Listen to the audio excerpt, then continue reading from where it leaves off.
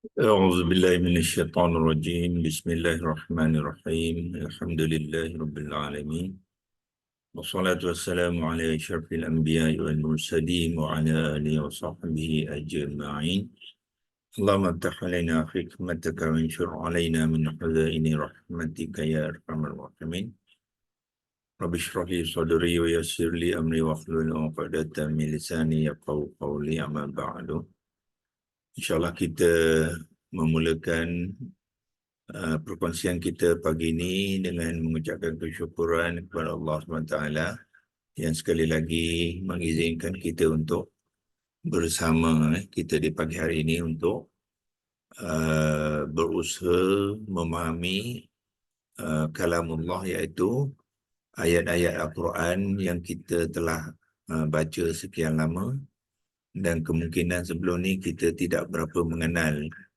kalimah-kalimah tu, jadi kita tidak berapa mengenal dan memahami ayat-ayat Al-Quran yang kita baca di dalam bahasa Arab Al-Quran ni. Allah kata Arabiyyan, Quranan Arabiyyan. Itulah bahasa kalamullah dalam bahasa Arab, bukannya dalam bahasa Melayu ya. Bahasa Melayu tu bukannya Qurannya, itu terjemahannya.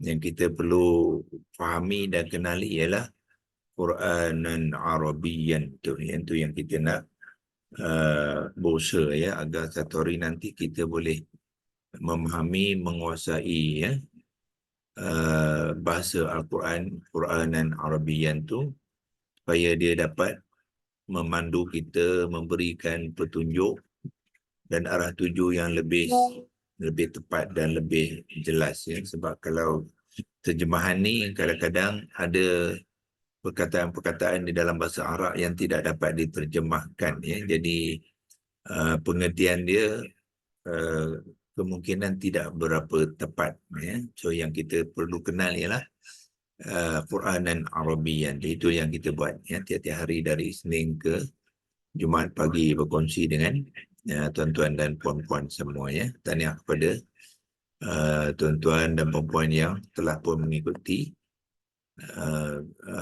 program ni daripada awal sehingga sekarang ya. So program ni yang kita adakan sekarang ni ialah secara praktikal, bukannya secara akademik ya, yang kita adakan dalam kelas-kelas lain ya. Kelas-kelas lain kita buat kelas atau khusus untuk memperkenalkan konsep-konsep ataupun tajuk-tajuk bahasa Arab Al-Quran ni mengikut tajuk-tajuk tertentu ya. Tetapi di dalam kelas Isnin hingga pagi ni kita masuk ke tahap aplikasi, dipanggil aplikasi, mengaplikasikan semua kaedah-kaedah di dalam bahasa Arab Al-Quran tu di dalam ayat-ayat Al-Quran ya, dengan menunjukkan bagaimana kita mengenal kalimah, apakah fungsi-fungsi kalimah dalam ayat, apakah komponen-komponen di dalam kalimah, dan bagaimanakah kalimah tu dibentuk daripada 3 huruf akar dia ya. Dan akhirnya kita susun semula kalimah tu di dalam ayat itu untuk menterjemahkan keseluruhan ayat itu dalam konteks Quranan Arabiyyan ya, bukan dalam konteks terjemahan Melayu, tapi dalam konteks Quranan Arabiyyan ya, dan memahami bahasa Arab Al-Quran itu. Okey, kita teruskan dengan perkongsian kita hari ini. Kita menyambung perkongsian kita semalam, iaitu kita berkongsikan kalimah yaj'aluna daripada ayat 19 ya, daripada ayat 19 surah Al-Baqarah. Kita ada kalimah yaj'aluna ya, yang mana sekarang ni kita nak melihat yaj'aluna di dalam Al-Quran, bagaimanakah dia digunakan di dalam ayat-ayat yang lain dengan mengaitkannya kepada 3 huruf akarnya ya, iaitu di bawah ni lah, iaitu Jim, Ain dan Lam. Ini 3 huruf akar dia ya. Jim, Ain dan lam ni salah satu pada kalimah dibina dari jim ain la ialah yaj'aluna.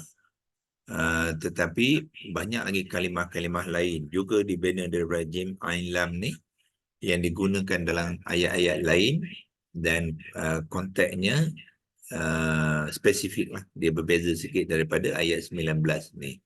Jadi kita lihat ya, bagaimanakah penggunaannya. So kita pergi kepada korpus. Kita gunakan digital Al-Quran yang kedua ini. Yang pertama tafsir dan perkata dipanggil ya, yang dibina oleh Green Tech Corporation.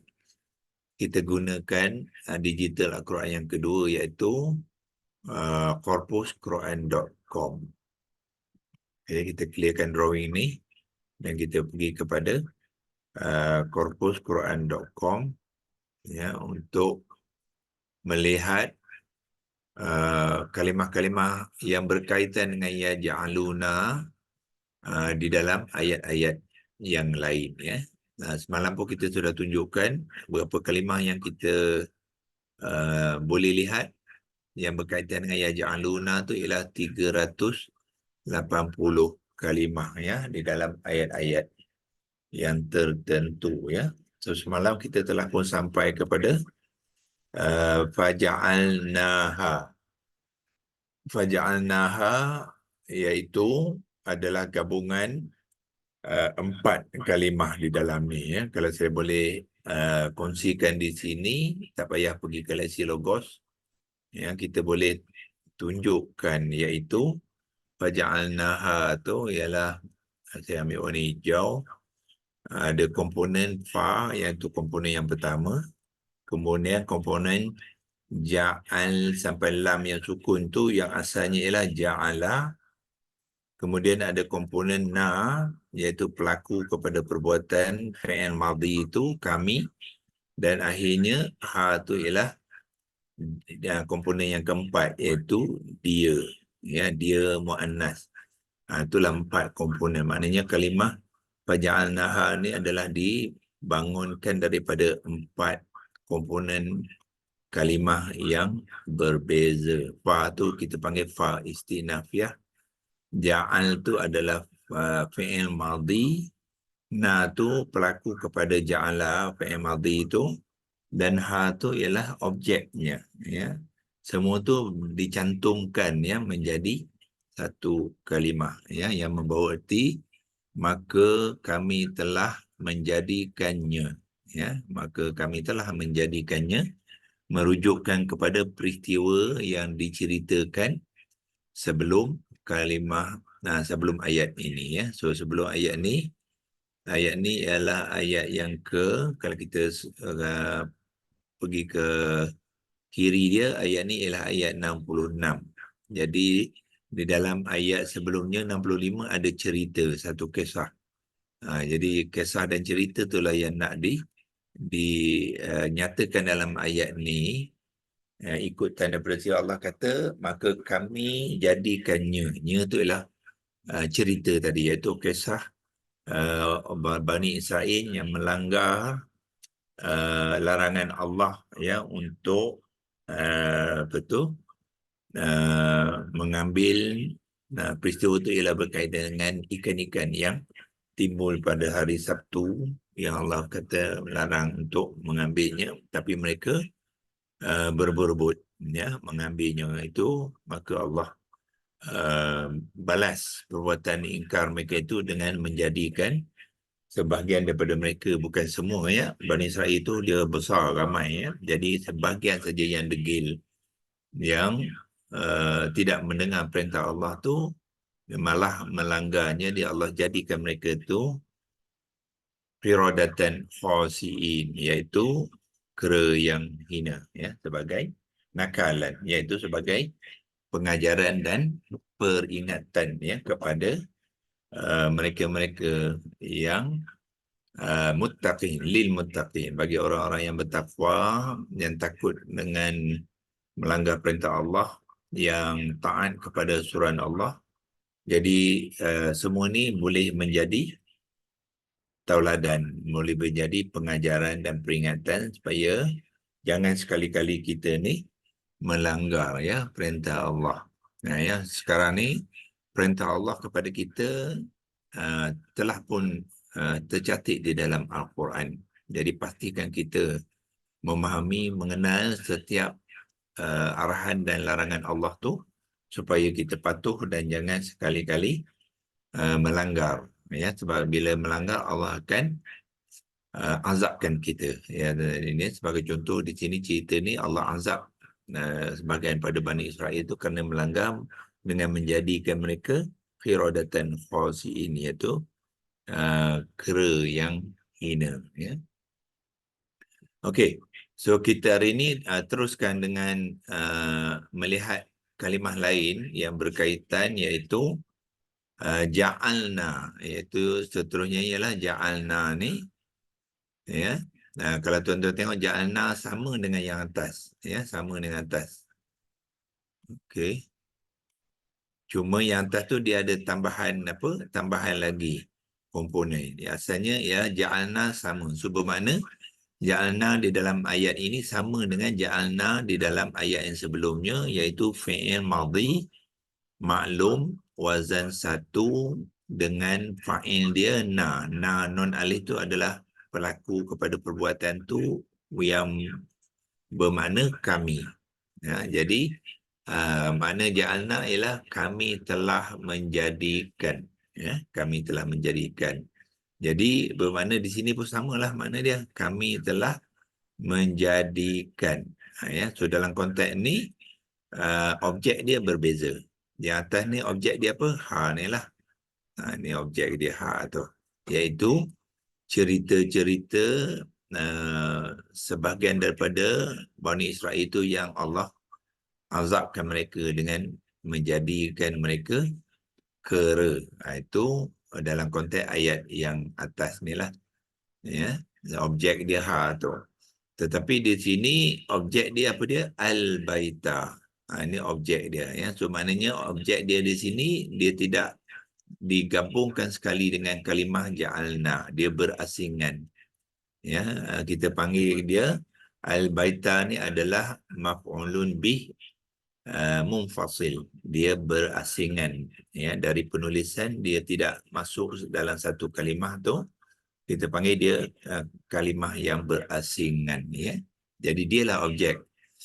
Macam mana kita boleh mengenal objek dia ialah tengok huruf yang terakhir ta tu. Ta tu mengambil baris baris atas. Ni ta ni. Itulah tandanya yang kalimah al-baita ni dengan huruf terakhir ta tu mengambil baris atas menunjukkan dia adalah objek kepada perbuatan ja'alna ni.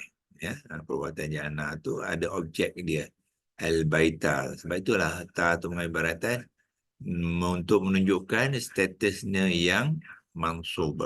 Ya, bila ta baris atas status dia yang mansub. Yang ha ni pun samalah.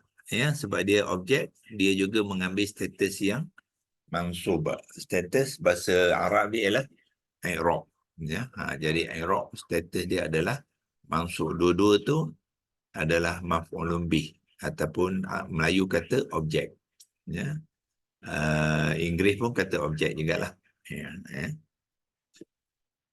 Jadi itulah konteks ja'alna. Ya. So dia bila kita membahaskannya itu kita kena bahaskan sekali dengan objek dia iaitu al-baita. Jadi kita baca wa iz ja'alnal baita. Ya. Sebelum kita sambung dengan yang lain-lain itulah. Nah, itu untuk mengenal kalimah ja'alna. Okey, kita tengok yang seterusnya ya. Ini ja'alna sama dia punya jenis, tapi konteks penggunaan berbeza sebab cerita dia berbeza ya. Yang ke wa ja'alna ni mencerita tentang apa? Cerita Kaabah ataupun kota Mekah lah ya. Kota Mekah yang mana Allah menjadikannya masabatan, iaitu tempat tumpuan orang ramai.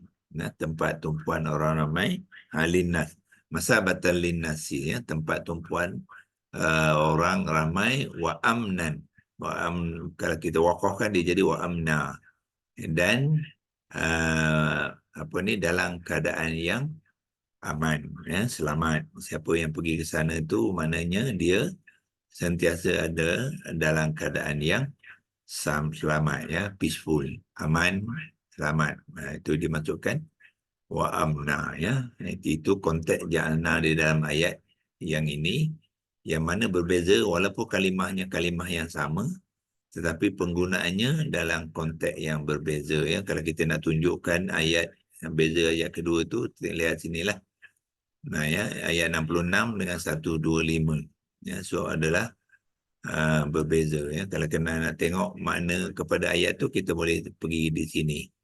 66 kita tekan di sini. So we made it ni, ya, we made it ini, well, apa dia, makna sama.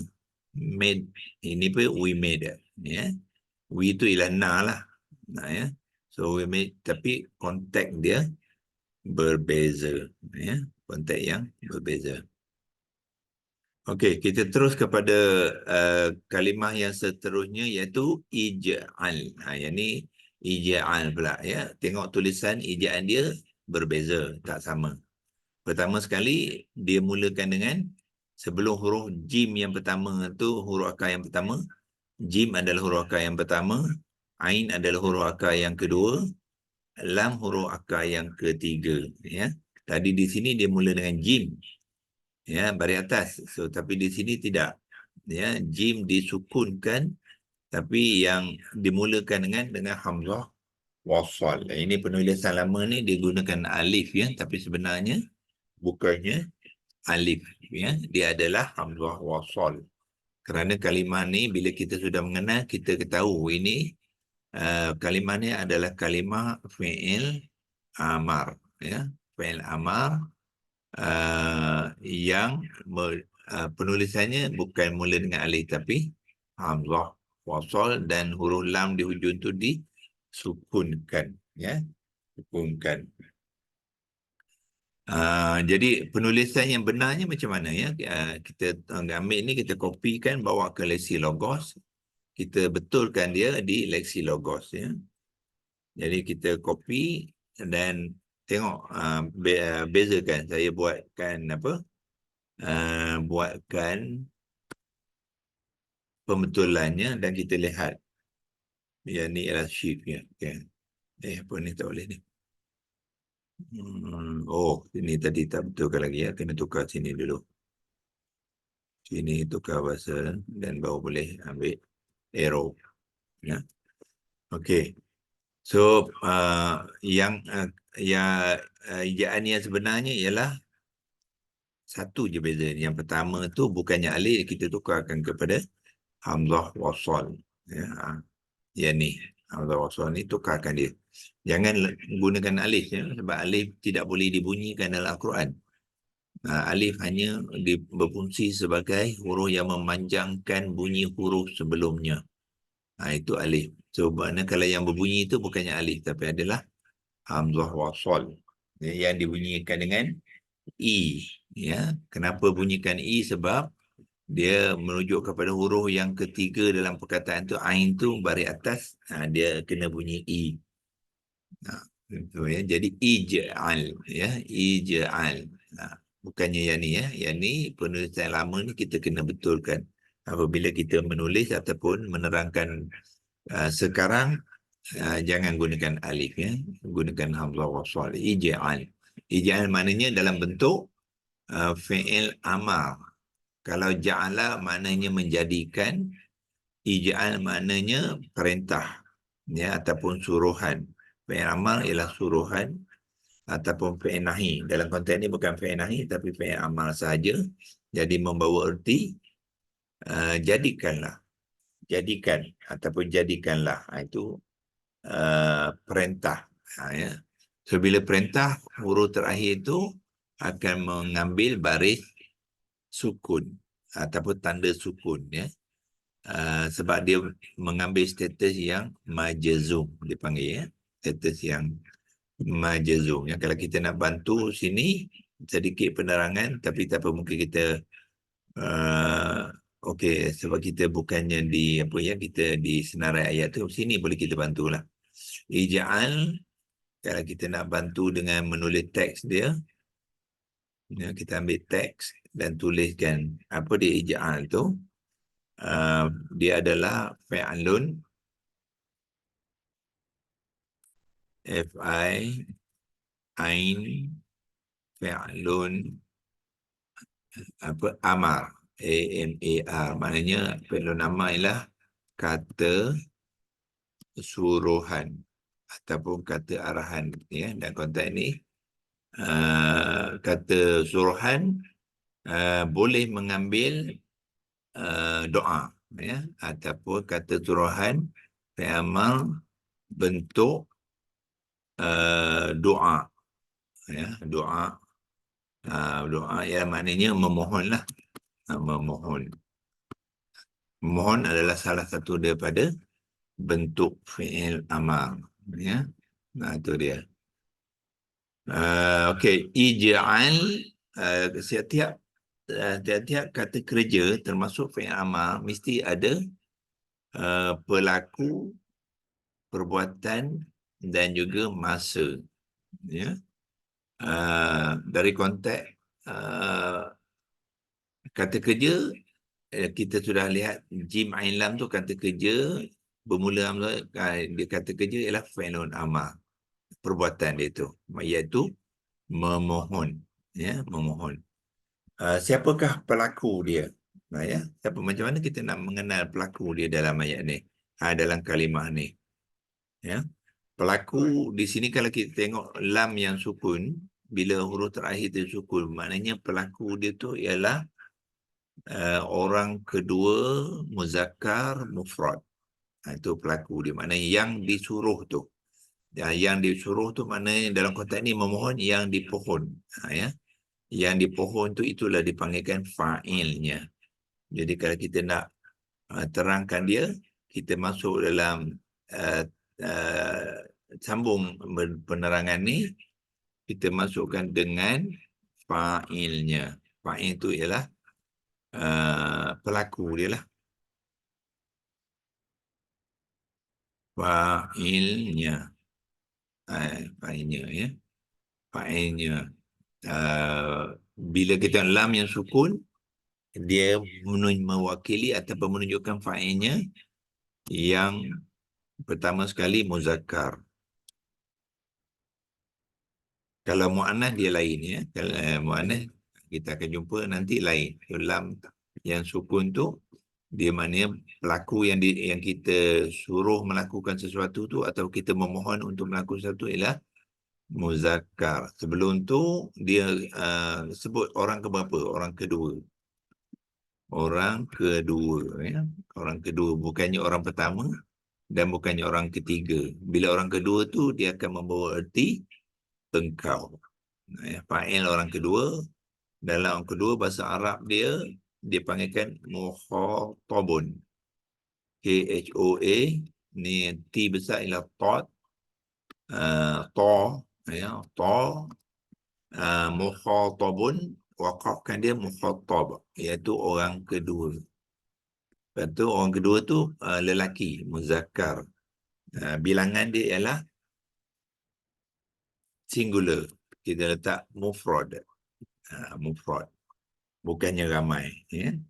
Kalau ramai dia tidak nampak lam yang sukun, dia akan ada imbuhan jamak dia dan lam tu akan mengambil baris hadapan. Ija'alu, itu kalau pelakunya ramai, maknanya yang diarahkan untuk melakukan sesuatu tu ramai orangnya, dia akan ada waw alif ziyadah.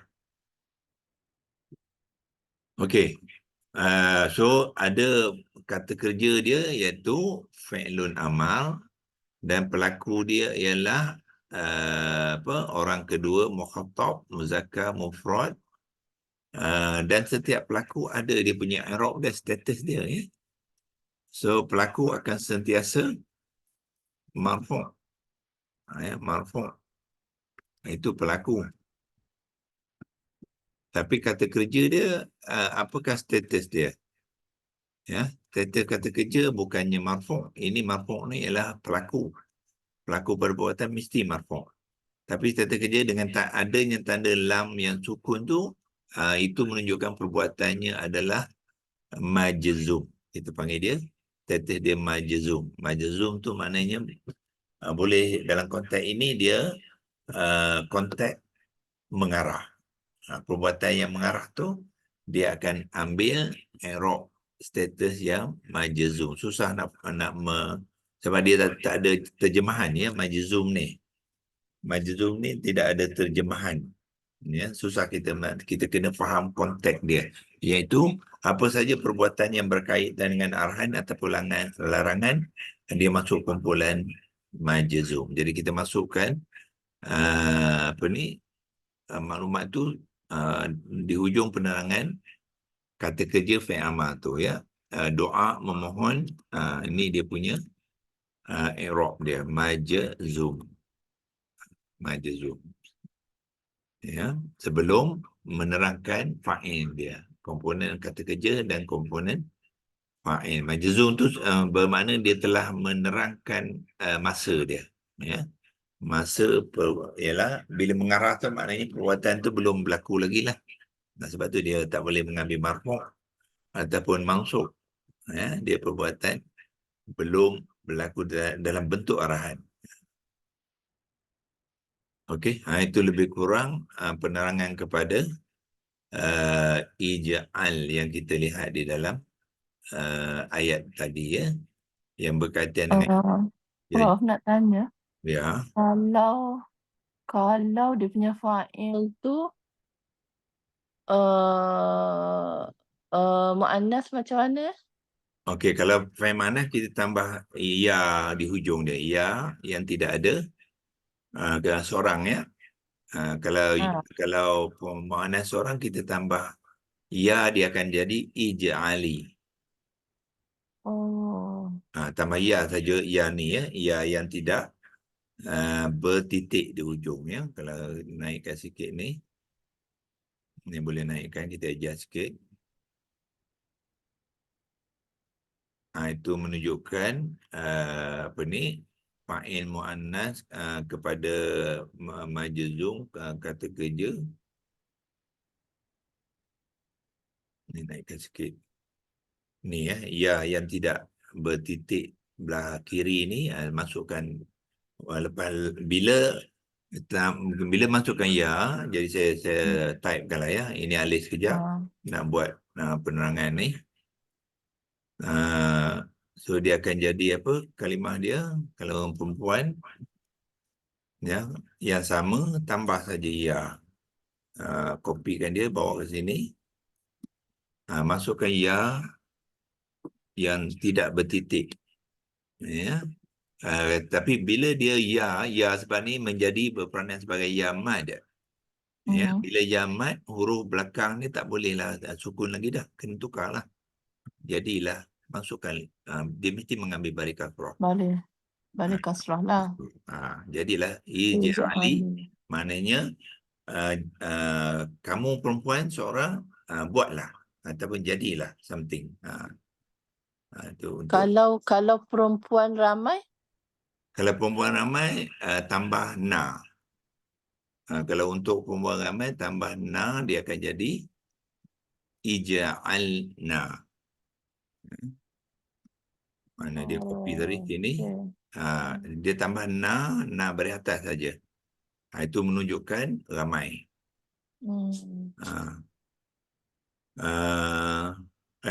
Ini apa dia?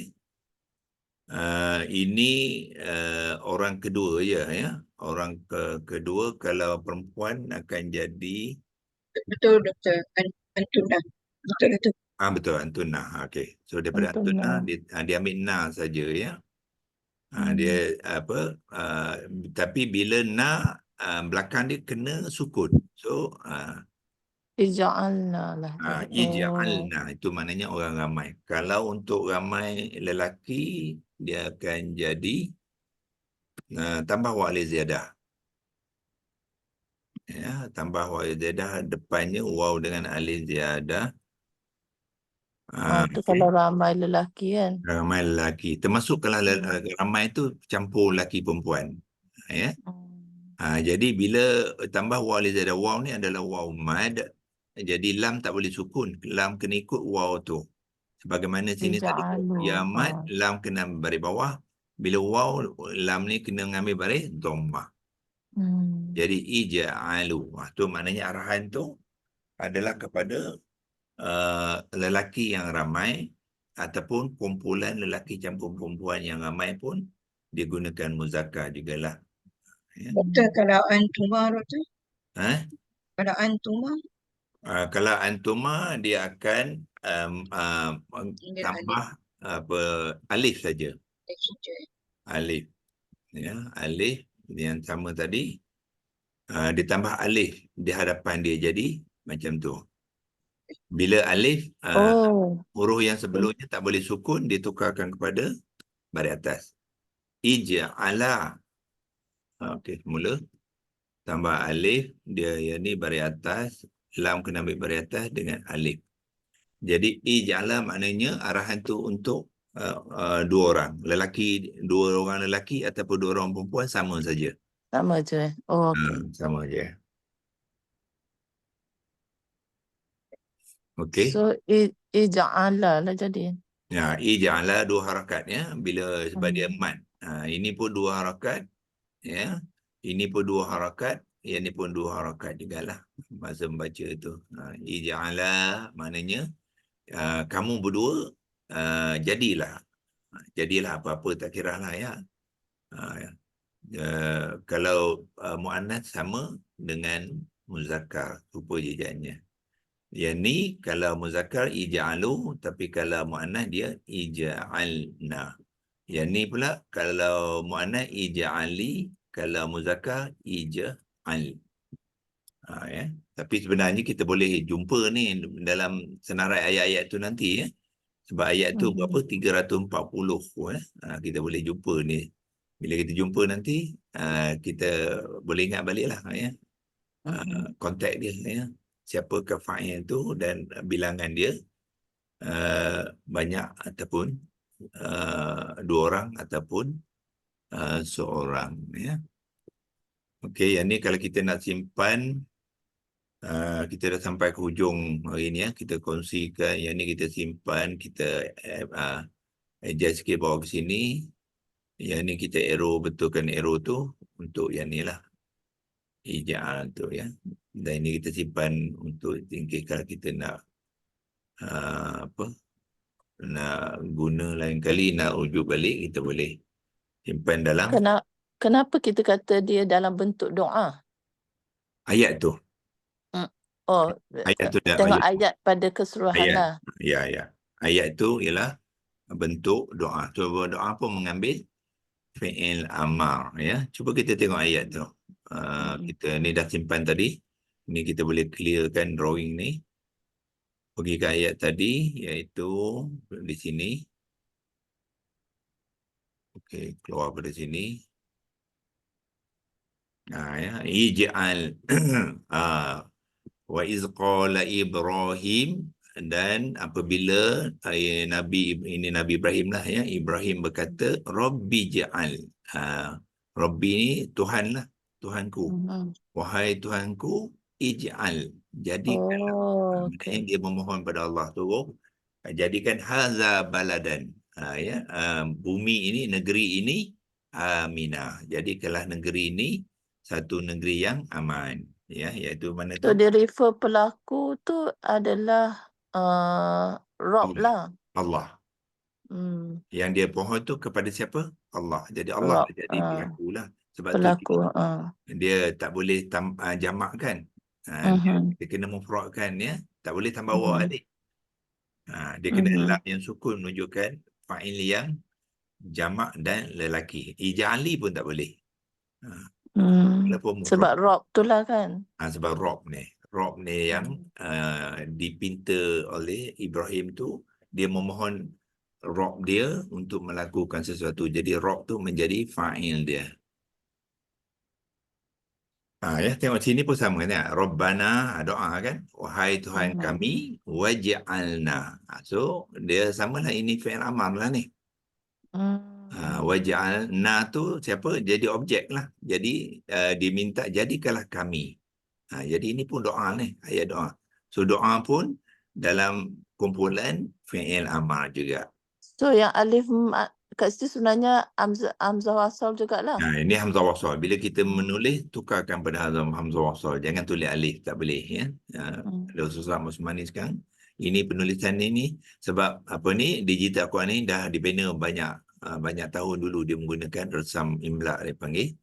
Lama ya. So sekarang ni kalau kita nak tahu tengok, cuba tengok tekan sini. Di sini dia gunakan ayat dia sebenar dalam Al-Quran yang gunakan hamzah wasal ya. Kalau tekan di warna yang biru ni ada line bawah ni, tekan sini ya. So dia bawa ke ayat tu. Tengok ayat dia. Ya, dia tidak menggunakan alif. Nampak? Ini dia panggil hamzah wasal. Okay. Alif yang berkepala sad. Itu dipanggilkan hamzah wasal ya. Kalau kita tengok ayat yang sebelum tu yang ni tadi, iaitu ayat 66 126 tu, yang ni pun sama, bukannya alif. So, dia mesti hamzah wasal ya. So tekan di sini dia akan bawa kita pada ayat tu. Tu ayat dia, tengok ij'al mana tu. Rabbij'al. Jadi dia hamzah wasal sebab ya, supaya dalam pembacaan secara wasal dia boleh teruskan b ni, ba ni kepada jim yang sukun. Itulah tujuan hamzah wasal tu. Dalam bacaan hamzah wasal ni digugurkan. Dia boleh sebab dia tidak berbaris, maka digugurkan dalam bacaan rabbij. Rabbij seolah-olah hamzah wasal tidak ada. Dalam bacaan hamzah wasal ni digugurkan. Kalau alif yang berbaris, kita boleh gugur. Ya, alif tidak boleh gugur. Dia kena sebut Rabbi ij'al. Sebab itulah bukannya alif. Ya, dia kena hamzah wasal. Hamzah wasal je yang berfungsi macam tu dalam. Kalau menyebutnya hamzah wasal ni dibunyikan, iaitu ij'al. Tetapi kalau wasal, Rabbi je dia gugur. Rabbi ij'al. Itulah peranan hamzah wasal ya, di dalam ayat-ayat Al-Quran ya, insyaAllah. Okey, so untuk hari ini kita sampai sini dulu. Besok kita akan sambung satu.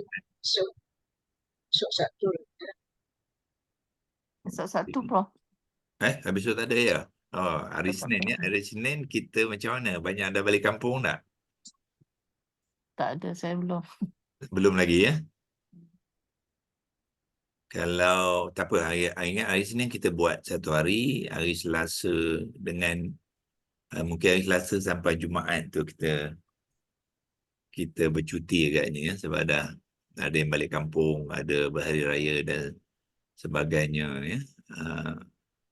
Mungkin mungkin tempat ataupun internet dia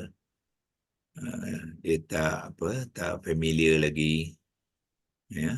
Entah apa itu kita akan decide nantilah ya. Okey, maknanya kalau kita sambung nanti kita akan sambung ayat yang seterusnya lah, iaitu ja'alnakum. Ini kita sambung ni dululah, wa ja'alna ni, lepas tu ja'alnakum ya. Lepas tu kita tengok kes-kes yang berbeza, iaitu kes fi'il nahi, larangan pula ya. Yang ni fi'il amar, yang ni fi'il nahi. Lepas tu fi'il yang ni dipanggil fi'il mudhari' yang mansub. Fi'il mudhari' yang mansub dengan adanya la ni dipanggil lam ta'lil. Yang ni sama ija'an tadi,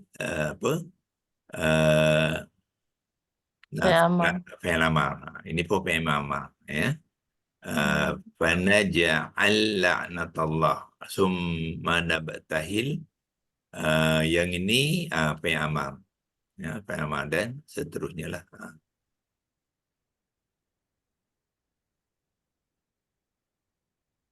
أعوذ بالله من الشيطان الرجيم. بسم الله الرحمن الرحيم. اللهم ارحمنا بالقرآن واجعله لنا إماما ونورا وهدى ورحمة.